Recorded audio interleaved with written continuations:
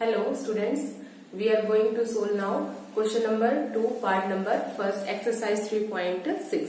देखिए इस क्वेश्चन में क्या है, कुछ स्ट्रीम और बोर्ड से रिलेटेड क्वेश्चन है। ये मोस्ट इंपोर्टेंट क्वेश्चन है, एग्जाम में काफी बार पूछा जाता है ये क्वेश्चन।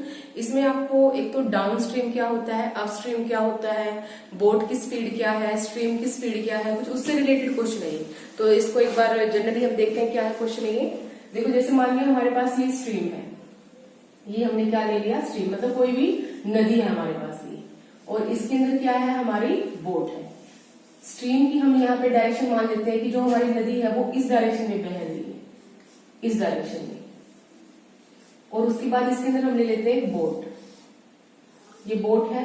जो बोट की डायरेक्शन है, बोट आपको पता है जो फ्लो है वाटर का उसके डायरेक्शन में भी जा सकती है, या जो अपोजिट फ्लो है मतलब इस डायरेक्शन के अपोजिट भी हम बोट को फ्लो करवा सकते हैं। तो अभी देखना ये हमारा क्या है, यहाँ पे हमने मान ली है किसकी डायरेक्शन, हमारी नदी की डायरेक्शन, और ये डायरेक्शन हम मान लेंगे हमारी बोट की डायरेक्शन। मतलब जिस डायरेक्शन में नदी बह रही है उस डायरेक्शन में हमारी बोट जा रही है। तो उस टाइम पे जो स्पीड है बोट की उसके ऊपर कोई फर्क पड़ेगा या नहीं पड़ेगा। इसको एक सिंपली समझिए, जैसे कि आप चल रहे हो और जिस साइड आप चल रहे हो उसी डायरेक्शन में हवा चल रही है, तो आपकी जो स्पीड है और जो हवा की स्पीड है वो दोनों स्पीड जुड़ जाएंगी, आपकी स्पीड क्या हो जाएगी, ज्यादा हो जाएगी। अगर आप चल रहे हो, मान लिया आप चल रहे हो स्पीड, आप चल रहे हो, डायरेक्शन तो है आपकी अपोजिट स्पीड ऑफ एयर के, तो उस टाइम पे क्या होगा, आपकी जो स्पीड है वो आपकी क्या हो जाएगी, कम हो जाएगी, क्योंकि हवा क्या करेगी, आपको पीछे धकेलेगी, रोकेगी आपको वो चलने से। सेम हमारा यहाँ पे केस है कि बोट हमारे पानी के अंदर चल रही है, अगर जिस डायरेक्शन में नदी बह रही है और उसी डायरेक्शन में बोट चल रही है तो बोट की स्पीड क्या हो जाएगी, बढ़ जाएगी। वो किसके ऊपर डिपेंड करेगी, बोट की स्पीड, एक तो खुद की उसकी स्पीड कितनी है और साथ में जो हमारा पानी फ्लो कर रहा है उसकी स्पीड कितनी है। तो इसको हम बोलते हैं, जब इस तरह का केस हो, स्ट्रीम की जो डायरेक्शन है और जो आपकी बोट की डायरेक्शन है वो सेम हो, उस टाइम पे हम इसको बोलते हैं डाउन स्ट्रीम। डाउन स्ट्रीम के अंदर जो स्पीड होगी हमारी बोट की वो क्या होगी, स्ट्रीम की स्पीड प्लस जो बोट की खुद की स्पीड है उन दोनों के प्लस के इक्वल होगी। मान लीजिए यहाँ पे हमारी लेट कर रहे हैं, यहाँ पे जो स्ट्रीम की स्पीड है यहाँ पे 20 किलोमीटर पर आवर और बोट की स्पीड है 30 किलोमीटर आवर। तो इस कंडीशन में जो हमारी बोट है वो किस स्पीड से चलेगी, 30 तो उसकी है ही है, और जो 20 हमारी स्ट्रीम की है वो दोनों ऐड होने के बाद आपकी जो बोट की स्पीड है वो कितनी हो जाएगी, यहाँ पे 50 किलोमीटर पर आवर। तो हम पहले यहाँ पे लेट कर लेंगे स्पीड ऑफ बोट और speed of stream. Let the speed of boat, speed of boat हमने क्या लेट कर ली यहाँ पे, x किलोमीटर पर आवर। इसी तरह हम let the speed of stream, जो नदी का बहाव है उसकी हमने स्पीड क्या मान ली, y किलोमीटर पर आवर। क्योंकि हमें नहीं पता, अभी हमने जो 20 और 30 का एग्जाम्पल लिया वो तो हमने ऐसे एग्जाम्पल ले लिया है, लेकिन अभी हमें नहीं पता है, हमें इसी को ही निकालना है कि जो बोट की स्पीड है और जो स्ट्रीम की स्पीड है वो एक्चुअल में क्या है। अब उसके बाद स्पीड ऑफ बोट, किसकी स्पीड, बोट की स्पीड, जब वो किस डायरेक्शन में चल रही है, स्ट्रीम की डायरेक्शन में, जिसको कि हम क्या बोलते हैं, डाउन स्ट्रीम। डाउन स्ट्रीम में जो स्पीड की बोट की जो स्पीड है वो किसके इक्वल हो जाएगी, जो बोट की खुद की स्पीड है और जो स्ट्रीम की स्पीड है उन दोनों के प्लस के इक्वल। तो इसको हम बोल देंगे x plus y kilometre per hour. ये तो केस था हमारा डाउन स्ट्रीम का। अब हम बात करते हैं अपस्ट्रीम। अपस्ट्रीम में क्या होगा, मान लिया कि आपकी जो डायरेक्शन है स्ट्रीम की वो तो यही है, लेकिन जो हमारी बोट है, ये जो हमारी बोट है अगर इस डायरेक्शन के अंदर फ्लो करे, अपोजिट जिस डायरेक्शन में पानी बह रहा है उसके अपोजिट डायरेक्शन में, तब क्या इसकी स्पीड के ऊपर कोई फर्क पड़ेगा, बिल्कुल पड़ेगा। इसकी जो स्पीड है वो क्या हो जाएगी, कम हो जाएगी, क्योंकि पानी क्या करेगा, इसको धक्का मारेगा, इसको पीछे की तरफ धकेलेगा, तो जितनी इसकी खुद की स्पीड है उससे भी क्या हो जाएगी, स्पीड इसकी लेस हो जाएगी। तो उस केस को हम बोलते हैं अप स्ट्रीम। अप स्ट्रीम का मतलब जिस डायरेक्शन में पानी बह रहा है उसके अपोजिट डायरेक्शन में हमारी बोट मूव कर रही है। तो यहाँ पे speed of boat in downstream, down stream हो गया, अप स्ट्रीम करेंगे अभी हम अप स्ट्रीम। अप स्ट्रीम के अंदर क्या होगा, जो हमारी बोट की स्पीड थी वो कितनी है, x है, और जो हमारी स्ट्रीम की स्पीड है y है, उसमें से हमारी बोट की स्पीड क्या हो जाएगी, कम हो जाएगी, इसलिए हम किसका साइन लगाएंगे, यहाँ पे माइनस का साइन। तो आपको ये दो चीजें हैं जो ध्यान से समझने की यहाँ की, डाउन स्ट्रीम के अंदर स्पीड क्या होगी बोट की, अप स्ट्रीम के अंदर स्पीड क्या होगी बोट की। इसके पीछे भी आप क्या लिख देंगे, किलोमीटर पर आवर। अब देखिए क्वेश्चन देखिए अब क्या है आपका, ऋतु कैन रोड डाउन स्ट्रीम। ऋतु कितना जाती है डाउन स्ट्रीम के अंदर 20 किलोमीटर, मतलब वो इसी डायरेक्शन में बोट है और इसी डायरेक्शन में नदी हमारी फ्लो कर रही है। 20 किलोमीटर गई वो पानी के बहाव के साथ, और उसको कितना टाइम लगा है यहाँ पे 2 आवर्स। ये तो फिर डाउन स्ट्रीम की बात। अब उसके बाद है अपस्ट्रीम। अपस्ट्रीम में वो कितना किलोमीटर गई है 4 किलोमीटर इन 2 आवर्स। मतलब देखो टाइम यहाँ पे सेम है 2 आवर। अगर पानी और आपकी बोट एक ही डायरेक्शन में चल रही है तो डिस्टेंस क्या कवर किया, बोट ने ज्यादा कवर किया है। लेकिन अगर अपोजिट डायरेक्शन में आपकी बोट चल रही है, किसकी डायरेक्शन के कंपेयर में, स्ट्रीम की डायरेक्शन के कंपेयर में, तब जो डिस्टेंस है वो क्या है, कम है। लेकिन टाइम तो क्या आपका 2 आवर्स ही है। तो इसमें हमें क्या पता होना चाहिए कि जो स्पीड है वो किसके इक्वल होती है, speed is equal to distance by time. Speed किसके इक्वल होती है, डिस्टेंस बाय टाइम। अब देखो इस क्वेश्चन में स्पीड भी हमारे पास बोट की, अपस्ट्रीम के अंदर भी डाउन स्ट्रीम के अंदर भी, डिस्टेंस भी हमें पता है अपस्ट्रीम में कितनी है, डाउन स्ट्रीम में डिस्टेंस कितनी बता रखी है ना, 20 किलोमीटर डिस्टेंस है और 4 किलोमीटर डिस्टेंस है। और टाइम हमें पता है, टाइम दोनों केस में क्या है हमारे पास सेम है, जो भी कितना है 2 आवर्स। तो अब यहाँ पे लिखेंगे according to question speed of boat in downstream. Downstream के अंदर क्या है आपकी बोट की स्पीड, वो किसके इक्वल होती है, डिस्टेंस बाय टाइम। अब देखो स्पीड क्या है हमारी यहाँ पे डाउन स्ट्रीम के अंदर, अभी हमने बताई थी यहाँ पे x plus y is equal to distance. Downstream में कितनी डिस्टेंस चली है हमारी बोट, यहाँ पे है 20 किलोमीटर लिखा हो ना, डाउन स्ट्रीम 20 किलोमीटर 20, और टाइम कितना लगा है उसको 20 किलोमीटर चलने में 2 आवर्स। तो इसको सोल्व कर सकते हैं हम, इसके बारे में 1 लगा के क्रॉस मल्टीप्लाई कर देंगे इसको, तो ये कितना आ जाएगा आपके पास 2x plus 2y is equal to 20। तो 2 कैंसिल हो जाएगा आपका, तो x plus y is equal to 10। ये आ गया आपके पास इक्वेशन नंबर फर्स्ट। इक्वेशन हमने कहां से बनाई है, डाउन स्ट्रीम जो स्पीड थी बोट की वहां से। अभी हमारी दूसरी इक्वेशन कहां से बनेगी, जो स्पीड है हमारी बोट की अपस्ट्रीम कंडीशन के अंदर है वहां से। तो उसके बाद according to question speed of boat in upstream, और स्पीड किसके इक्वल होती है आपको पता है, डिस्टेंस बाय टाइम। अब देखिए स्पीड किसके इक्वल है आपके अपस्ट्रीम के अंदर, x माइनस वाई रख दीजिए, x minus y is equal to distance. Upstream में डिस्टेंस कितनी है चेक कीजिए, अपस्ट्रीम में डिस्टेंस है, अपस्ट्रीम के अंदर है 4 किलोमीटर, डिस्टेंस रख दीजिए 4 किलोमीटर, और टाइम सेम ही लगा उसको 2 आवर्स। और उसके बाद क्रॉस मल्टीप्लाई कर दीजिए, सेकंड इक्वेशन आ जाएगी आपकी यहाँ से 2x minus 2y is equal to 4। इसको 2 पे कैंसिल करके हम लिख सकते हैं x minus y is equal to 2। ये आ गई इक्वेशन नंबर 2। इक्वेशन फर्स्ट और सेकंड को हम सोल्व कर लेते हैं। इक्वेशन फर्स्ट लिख लीजिए क्या है, x plus y is equal to 10। Add कर देंगे इक्वेशन को, ये कैंसिल हो जाएगा, x प्लस एक्स कितना आ जाएगा आपके पास 2x is equal to 2 plus 10 is equal to 12। तो 2x is equal to 12, x is equal to 12 by 2 that is 6। तो x की वैल्यू कितनी आ गई हमारे 6 किलोमीटर पर आवर। इसका x का क्या मतलब है, क्या लेट किया था हमने, x स्पीड ऑफ बोट, मतलब जो बोट की स्पीड है वो क्या है हमारी 6 किलोमीटर पर आवर। अब इसी तरह यहां से आप y की वैल्यू निकालेंगे by putting the value of x, the value of x in equation first. Equation first में रखते हैं, इक्वेशन फर्स्ट क्या थी हमारे पास, x plus y is equal to 10, x के यहाँ पे 6 रख दीजिए, 6 plus y is equal to 10, y is equal to 10 minus 6 that is 4 kilometre per our.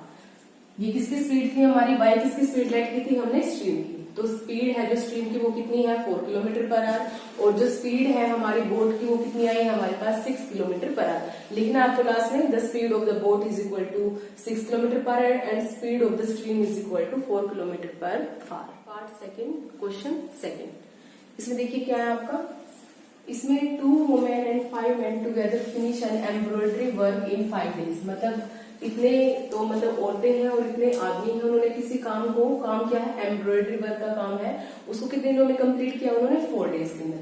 मतलब यहाँ पे वर्क और जो आपका डेज है मतलब टाइम है उसके बीच का कुछ रिलेशन आपको यूज करना है इन क्वेश्चंस को सोल्व करने के लिए। बताऊंगी मैं आप कैसे करेंगे उसको।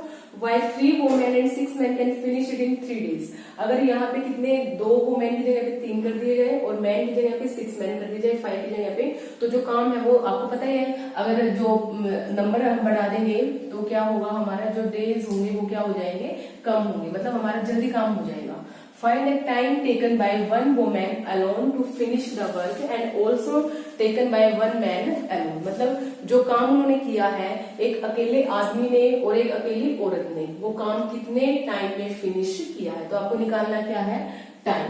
तो जो निकालना है आपको वही लेट करके चलना होता है। तो इस क्वेश्चन को सोल्व करने से पहले मैं आपको कुछ बताऊंगी कि जो टाइम और वर्क है उसको कैसे निकालते हैं। जैसे आपको बोल दिया है कि x वर्क है, पहले हम यहाँ पे लिख रहे हैं वर्क। वर्क और टाइम के बीच का जो रिलेशन है वो होता है इनवर्स।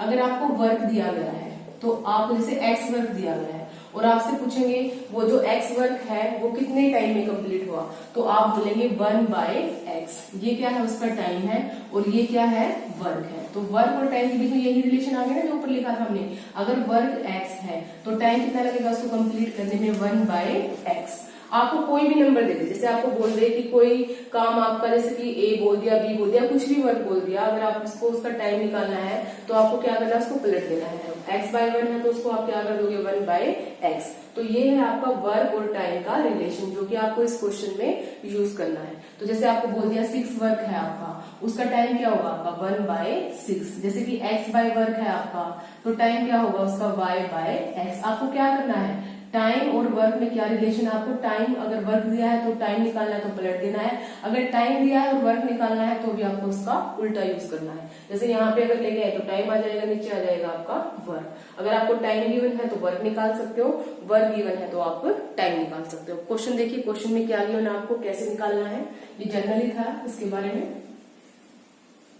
अब सबसे पहले आपको निकालना क्या, वही आपको लिखना है, time taken by one woman alone to finish the work. तो यही लिखेंगे हम, let the time taken by one woman alone to finish work. किसी काम को करने के लिए जो एक वुमेन है उसको कितना टाइम लगा, हम उसको लेट कर लेते हैं x डेज। यहाँ पे हमने क्या निकालना है, क्या मानना है, हमने यहाँ पे टाइम मानना है। टाइम कितना मानना है हमें, x डेज। अगर हमें टाइम लेट कर लिया है तो क्या इससे हम वर्क निकाल सकते हैं, वर्क भी निकाल सकते हैं। मैंने बताया था आपको वर्क और टाइम का रिलेशन कैसा है, इनवर्स रिलेशन है। अगर मैं अभी यहाँ पे लिख दूं द वर्क, अब जैसे मैंने यहाँ पे टाइम लिखा है, अब मैं यहाँ पे लिख दूं वर्क ऑफ वन वुमेन्स, जो एक वुमेन का जो वर्क होगा वन डे का, work of one women in 1 days. 1 day का जो वर्क होगा उसका वो किसके इक्वल होगा, 1/x वर्क के इक्वल। देखो मैंने क्या किया, इसको उल्टा कर दिया, बस ये x डेज था हमारे पास, ये टाइम था, और ये हमने इसका क्या निकाल लिया है, वर्क निकाल लिया, क्योंकि टाइम और वर्क में कैसा रिलेशन है, इनवर्स रिलेशन है। इसी तरह आपको दूसरा क्या लेट करना है, ये तो आपने वुमेन का वर्क माना है, टाइम निकाला है और वर्क माना है, जो भी आपने किया है। उसके बाद आपको एक मैन का भी निकालना है, तो लेट कर लीजिए, लेट द टाइम, क्योंकि आपको टाइम निकालना है, let the time taken by one man alone to finish work. अभी हमने कितना मान लिया, कितना टाइम लगेगा एक आदमी को के लिए उस काम को फिनिश करने के लिए, काम को फिनिश करने के लिए y डेज। आपको टाइम पता है कितना टाइम लग रहा है, y डेज। तो उस एक अकेले आदमी का आप वर्क बता सकते हो कि y डेज में वो कितना काम करेगा, एक दिन में कितना काम करेगा। तो आप लिख दीजिए work of one man in 1 day. ये भी क्या हो जाएगा आपका, टाइम है। अगर आपको वर्क निकालना है तो वर्क को क्या करना पड़ेगा, आपको निकालने के लिए टाइम का इनवर्स करना पड़ेगा। तो आप लिख देंगे 1/y वर्क। ये हो गया आपका वर्क। अब क्वेश्चन के अकॉर्डिंग देखिए क्या है, इन्होंने बोला है कितने वुमेन है, 2। अब देखो एक वुमेन का एक दिन का वर्क कितना है, 1/x, और अगर 2 वुमेन का वर्क निकालना हो तो हम इसको क्या कर देंगे, 1/x को कितने से मल्टीप्लाई कर देंगे, 2 से। इसी तरह यहाँ पे एक आदमी का एक दिन का काम कितना है, 1/y, और कितने आदमी है वहां पे, 5। तो 5 अगर मैन का आपको वर्क निकालना है तो आप 5 को किससे मल्टीप्लाई कर देंगे, 1/y से। तो यही कर रहे हैं अभी यहाँ पे हम अकॉर्डिंग टू क्वेश्चन। अभी देखिए एक औरत का एक दिन का काम कितना है, 1/x, और टोटल कितनी है यहाँ पे औरतें हमारे पास, 2। तो 2 से हम क्या कर देंगे, मल्टीप्लाई। ये एक औरत का एक दिन का काम है, लेकिन कितनी वुमेन लगी हुई है वहां पे, 2। तो 2 को मल्टीप्लाई कर दिया 1 वुमेन के 1 डे के वर्क के साथ, प्लस क्योंकि इकट्ठे काम कर रहे हैं तो हम क्या लिखेंगे, प्लस लिखेंगे। अब एक आदमी का एक दिन का वर्क कितना है आपका 1/y, और कितने आदमी लगे हुए काम करने के लिए यहाँ पे 5, तो 5 से मल्टीप्लाई कर देंगे इज इक्वल टू, ये पूरा हम किसकी बात कर रहे हैं यहाँ पे, वर्क की। अभी देखिए किसके इक्वल दिया गया है, कितने दिनों में कंप्लीट हुआ हमारा 4 डेज के अंदर। लेकिन आपको पता है वर्क और डेज में हमारा इक्वल रिलेशन नहीं है, वर्क और डेज के अंदर हमारा इक्वल रिलेशन नहीं है, तो इसको आपको क्या करना पड़ेगा, इस डेज को आपको किस में कन्वर्ट करना पड़ेगा, टाइम में कन्वर्ट करना पड़ेगा। तो आपको पता है अगर आपको वर्क गिवन है तो टाइम निकाल सकते हैं, टाइम गिवन है तो वर्क निकाल सकते हैं। अब आपको टाइम और वर्क का रिलेशन क्या है, टाइम इज इक्वल टू 1/वर्क। अब देखिए टाइम कितना आपके पास 4 डेज है, तो वर्क कितना होगा आपका 1/4 वर्क। तो हम यहाँ पे क्या यूज करेंगे 1/4, पता चल गया होगा आपको 1/4 यूज क्यों किया है, क्योंकि ये भी क्या हमारा वर्क, और वर्क ही किसके इक्वल होगा, वर्क के इक्वल होगा। वर्क को हम डेज के इक्वल नहीं रख सकते क्योंकि उनमें इक्वल रिलेशन नहीं है। तो यहाँ से सोल्व कर लीजिए, क्या आएगा आपके पास 2/x plus 5/y is equal to 1/4। इसी तरह आपको सेकंड इक्वेशन भी बनानी है यहाँ से। अब देखिए जो नेक्स्ट है आपका, इसके अंदर क्या है, 3 वुमेन और 6 man can finish the work in 3 days. अभी आपको एक वुमेन का एक दिन का वर्क पता है, 3 से मल्टीप्लाई कर लेंगे। यहाँ पे 6 मैन का आपको एक दिन का वर्क पता है, 6 से मल्टीप्लाई कर लेंगे। यहाँ पे आपको डेज गिवन है, मतलब टाइम गिवन है, इसको आप वर्क में कन्वर्ट कर लेंगे। तो कीजिए यहाँ पे कितने हैं, यहाँ पे वुमेन 3 और 1 डे वर्क कितना है 1/x, प्लस मैन कितने हैं यहाँ पे 6 और 1 डे वर्क कितना है एक मैन का 1/y इज इक्वल टू, यहाँ पे भी आपको क्या यूज करना है, वर्क ही यूज करना है, लेकिन यहाँ पे क्या गिवन है आपको, टाइम गिवन है। इस टाइम को अगर वर्क में चेंज करना है तो आपको क्या करना पड़ेगा, 3/1 है तो वर्क में चेंज करने के लिए 1/3 वर्क। ये सारा हमने क्या किया है, एक दिन का वर्क निकालना हमने यहाँ पे, एक दिन का वर्क, जितने भी हमारे 2 वुमेन है 5 मैन है उन सभी का हम 1 डे के वर्क लेके इसको सोल्व करेंगे। अब इसको हम कैसे लिख सकते हैं, 3/x plus 6/y is equal to 1/3। Equation बना ली आपने। अभी आपको क्या करना है, इसको 1/x को जैसे कि रिड्यूस फॉर्म में करते हैं ना, जो इससे पहले वाले क्वेश्चन के अंदर किया हमने, तो 1/x को हम a मान लेंगे यहाँ पे और 1/y को हम b मान लेंगे। तो लेट कर लेते हैं हम यहाँ पे इसको,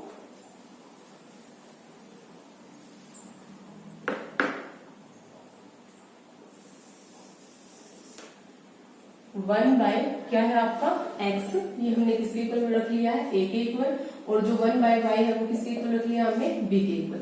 उसके बाद देखिए हमारी इक्वेशन क्या हो जाएगी, 2a, उसके बाद है आपका plus 5b is equal to कितना आपका 1/4, equation number first.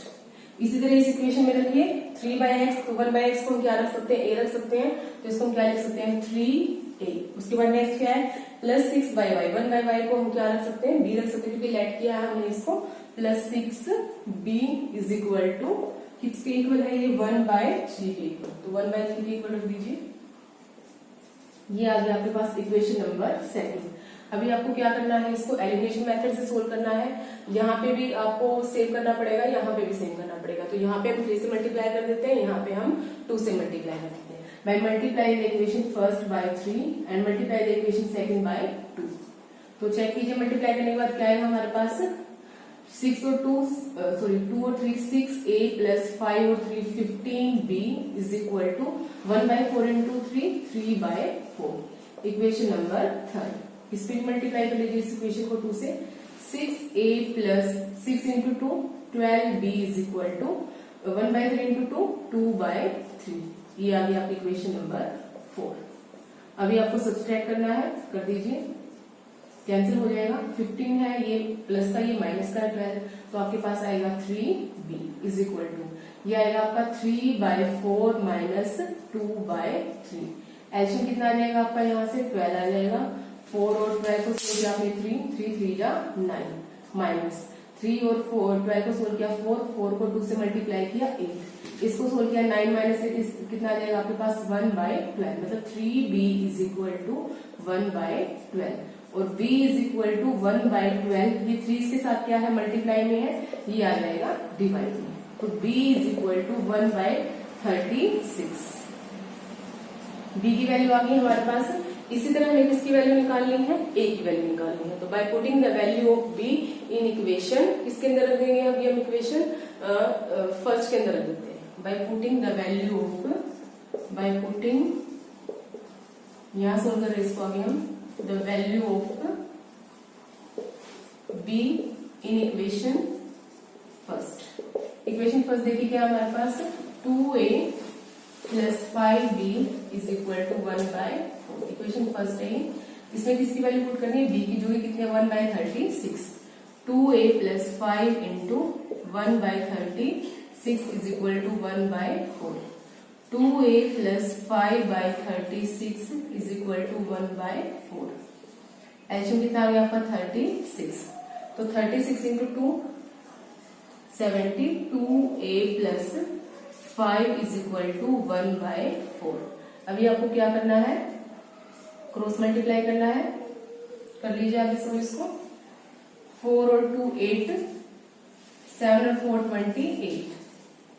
a plus आपका है उसके बाद 5 इंटू 4 20 इज इक्वल टू 36। तो उसके बाद आपका है 288a इज इक्वल टू 36। यू साइड जाएगा आपका हो जाएगा negative sign 20। 288a is equal to ये आएगा आपका 6 और 1 16। a is equal to 16/288।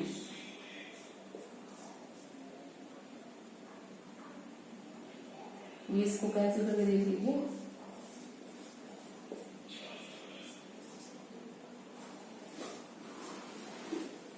इसके कैंसिल हो गई 128। तो ये कितने पे कैंसिल हुआ आपका 1/18।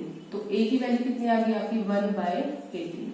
ये आई है आपके पास a की और b की वैल्यू। a की वैल्यू आई आपके पास 1/18 और b की वैल्यू आई आपके पास 1/36। लेकिन आपको किसकी वैल्यू निकालनी है, x और y की। आपको किसकी वैल्यू निकालनी है, x और y की। ये कैसे निकालोगे आप, देखिए आप क्या मान के चले थे, 1/x को किसके इक्वल मान के चले थे आप, a के इक्वल मान के चले थे। और 1/y को किसके इक्वल मान के चले थे आप, b के इक्वल मान के चले थे। यहां कर लेते हैं इस क्वेश्चन को हम।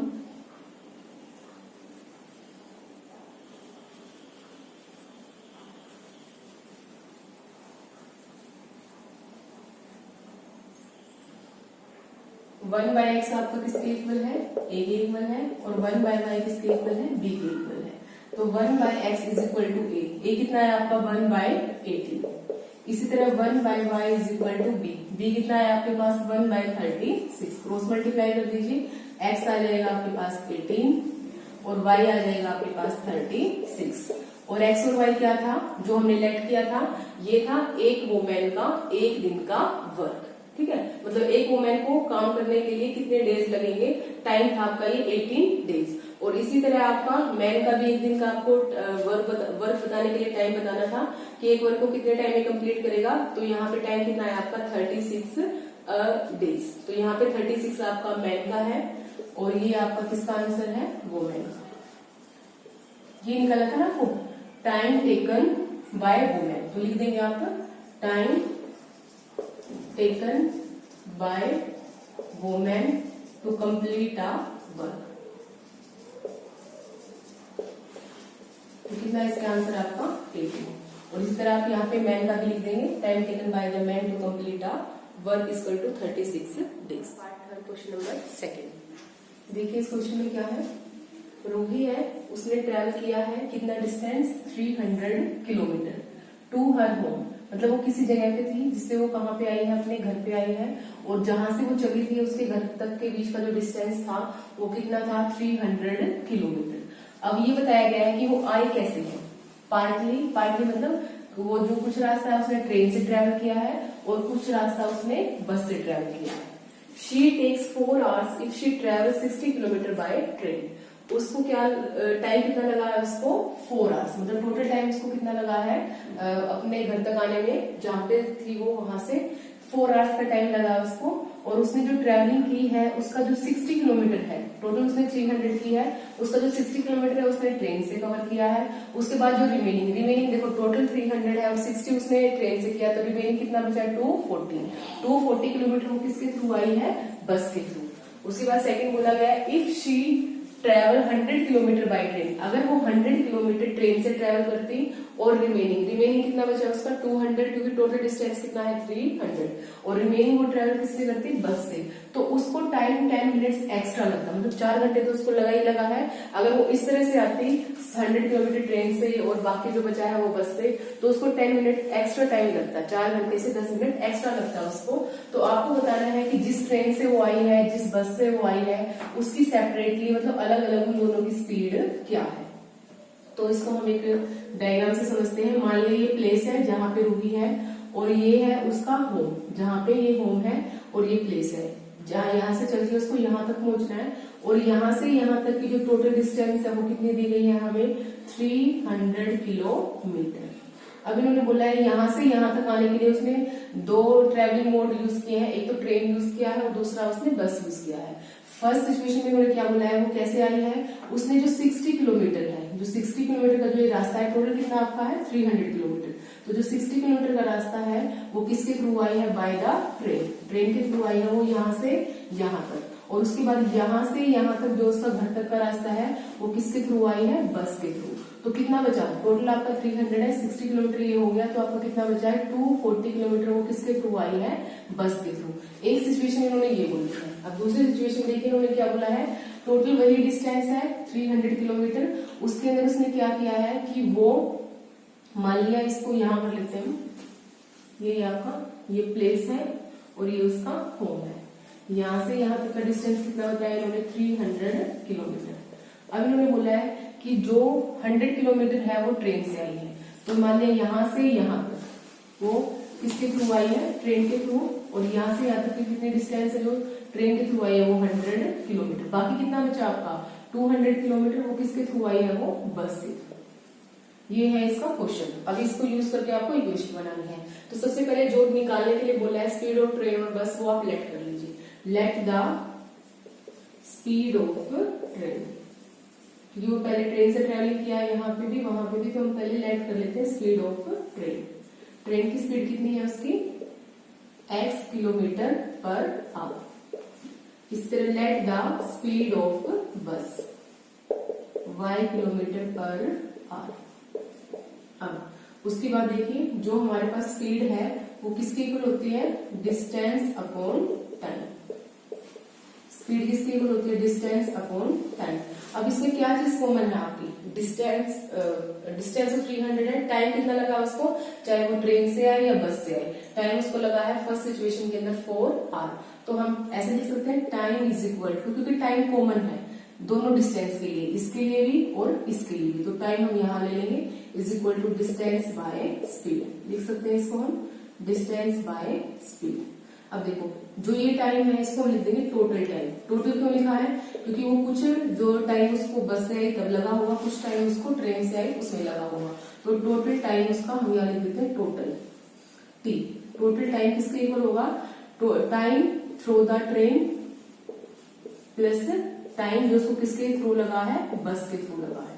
देखिए जो टोटल टाइम है जो उसको ट्रेवलिंग में लगा है वो किसके इक्वल होगा, कुछ टाइम तो उसको ट्रेन में लगा होगा और कुछ टाइम उसको ट्रेवलिंग करने के लिए बस में लगा होगा, लेकिन टोटल टाइम हमें पता है। टोटल टाइम कितना बोला इन्होंने 4 आवर्स फर्स्ट सिचुएशन के अंदर, 4 लिख लिया हमने यहाँ पे। अब देखो टाइम किसके इक्वल लिखा हमने यहाँ पे, डिस्टेंस बाय स्पीड, और टाइम आपको कौन सा निकालना है यहाँ पे, जिसमें वो किसके अंदर आई है, ट्रेन के अंदर आई है।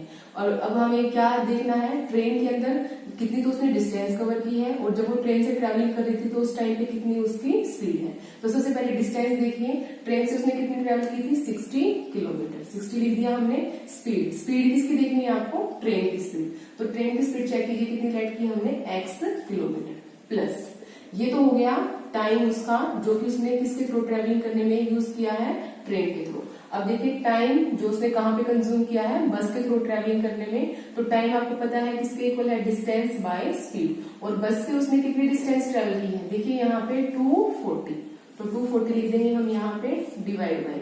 अब डिवाइड बाय क्या है उसका, स्पीड है, तो स्पीड किसकी चाहिए हमें, बस की चाहिए, तो बस की स्पीड चेक कीजिए कितनी है y। अब इसको आप सोल्व कर लेंगे, 1/x और जो 1/y है उसको आप a और b मान लेंगे, तो लेट कर लेते हैं, let 1/x is equal to a और 1/y is equal to b। अब देखिए क्या आएगा हमारे पास equation, 4 is equal to 660a plus 240b। आगे हमारे पास फर्स्ट इक्वेशन है, फिर इसको ऐसे लिख सकते हैं 60a plus 240b is equal to 4। ये है आपके पास इक्वेशन नंबर फर्स्ट। और ये सारे नंबर 4 से डिवाइड हो रहे हैं, तो 4 से डिवाइड कर दीजिए इनको। 4 1 जा 4, 4 5 जा a प्लस 6 0, 60 के कैंसिल करेगा 4 इसको, 4 1 जा 4। तो ये आ गया आपकी, इसी को मान लो आप इक्वेशन फर्स्ट डिवाइड करने के बाद। ऐसे भी यूज कर सकते हो आप, डिवाइड करोगे तो आगे मल्टीप्लीकेशन में आपको आसानी आएगी। तो ये कितना आ गया आपके पास first equation, 15a plus 60b is equal to 1। अब उसके बाद सेकंड, इस सिचुएशन में देखिए क्या था उसके पास। अब यही आपका टोटल टाइम, क्योंकि टोटल टाइम क्या है उसका सेम है, क्योंकि बस और जो ट्रेन से आई है वो टोटल टाइम ऐड करके आपको बताया गया है। यहाँ पे टोटल टाइम है आपका टाइम किसके थ्रू, ट्रेन के थ्रू जो उसने यूज किया है, और दूसरा टाइम आपका टाइम जो उसने बस के थ्रू यूज किया है।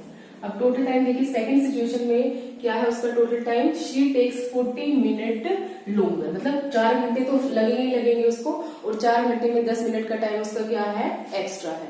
तो देखिए क्या है उसका, अब टोटल टाइम क्या है यहाँ पे 4 आवर्स प्लस 10 मिनट्स। जो ये 10 मिनट्स इसको हमें किस में कन्वर्ट करना पड़ेगा, आवर्स में कन्वर्ट करना पड़ेगा। तो आवर्स में हम कैसे कन्वर्ट करेंगे इसको, 10/60। तो ये कैंसिल हो जाएगा 0 से 0, तो इसको हम सोल्व कर लेंगे। इसको सोल्व करने के बाद एलसीएम लेने के बाद आपके पास आ जाएगा 25/6 इक्वल टू, अब देखिए टाइम ट्रेवल बाय ट्रेन, वो किसके इक्वल होगा आपका, डिस्टेंस बाय स्पीड। और डिस्टेंस कितनी है इस सिचुएशन में उसकी, जब उसने ट्रेन से ट्रेवलिंग किया है 100 किलोमीटर, और उसकी जो स्पीड है ट्रेन की वो जो हमने लैंड की थी वो कितनी है, x, 100/x। उसके बाद प्लस जो टाइम है बस से वो चेक करना भी हमें कितना यूज किया उसने, टाइम इसके इक्वल है डिस्टेंस बाय स्पीड। बस से उसने कितनी डिस्टेंस कवर की है, 200 किलोमीटर, और उसकी जो स्पीड है बस की वो कितनी है, y है। तो ये कितना आएगा आपके पास 100x plus 200/y, 100/x plus 200/y। अब सेम आपको 1/x क्या ऐड कर लेंगे हम a, और 1/y क्या ऐड कर लेंगे हम यहाँ पे b। हमने यहाँ पे सिमिलैरिटी कर रखा है, 1/x को a रख लेंगे हम, 1/y को b रख लेते हैं यहाँ पे। तो 25/6 is equal to 100a plus 200b। इस तरह से लिख लेंगे इसको, 100a plus 200b is equal to 25/6।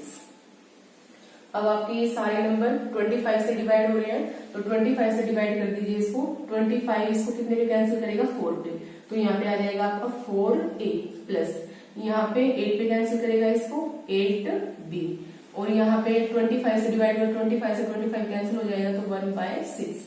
ये आ गया आपके पास इक्वेशन नंबर सेकंड। ये इक्वेशन फर्स्ट है, ये इक्वेशन क्या है आपकी सेकंड है। सोल्व कर लीजिए इसको, सेकंड इक्वेशन आपकी है, और फर्स्ट सेकंड लिख रखिए, फर्स्ट लिख लीजिए 15a plus 60b is equal to 1। अभी हम क्या करेंगे, इसको एलिमिनेशन मेथड से सोल्व करेंगे।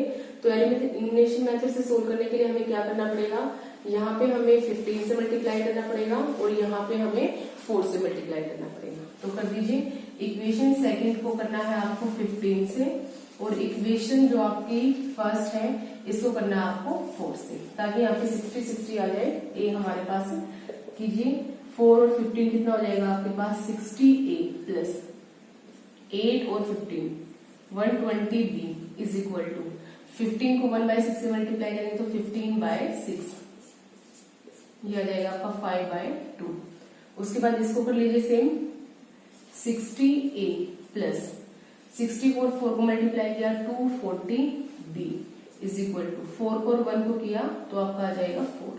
अब इसको सब्सट्रैक्ट कर देना है, साइन चेंज हो जाएंगे हमारे, ये कैंसिल हो जाएगा हमारा। ये कितना आएगा आपके पास, -120b इज इक्वल टू, अब देखिए इसको सोल्व कर लीजिए। ये तो आपके पास माइनस का 4, और ऊपर कितना था आया था आपके पास 5/2, तो एक्शन लेके सोल्व करना पड़ेगा इसको।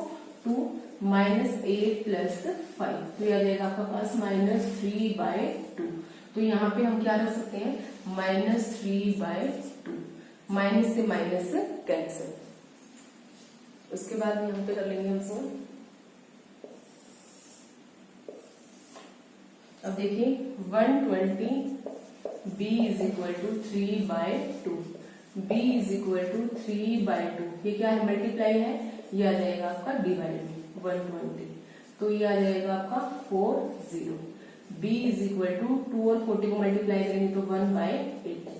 यहाँ से आ गई हमारे पास b की वैल्यू। अभी हमें किसकी वैल्यू निकालनी है, a की वैल्यू भी निकालनी है, तो रख लीजिए इस b की वैल्यू को इक्वेशन किसके अंदर, फर्स्ट के अंदर रख लेते हैं। ये हमारे पास equation first 15a + 60b is equal to 1। b की वैल्यू रख लीजिए 15a + 60 इंटू ये कितना है 1/80, b है ना आपका 1/80 इज इक्वल टू 1। 0 से 0 कैंसिल, 2 पे कैंसिल है, 2 3 जा 6, 2 4 जा 8, तो आपके पास आ गया 15a + 3/4 is equal to 1। a निकालना आपको, 15a इज इक्वल टू 1 - 3/4, एल्सियम ले लीजिए यहाँ से 15a इज इक्वल टू 4, 4 - 3, तो ये आपके पास आ गया 1/4, तो 15a इज इक्वल टू ये आपका आ गया है 1/4, तो a इज इक्वल टू 1/4, ये 15 इसके साथ मल्टीप्लाई में है, ये आ जाएगा डिवाइड में 1/15, तो 1/60। ये हमारे पास आ गया है a और ये हमारे पास आ गया है b, लेकिन हमें निकालना क्या है हमें निकालना है x और y, तो इसको सोल्व कर लेते हैं हम यहाँ पे।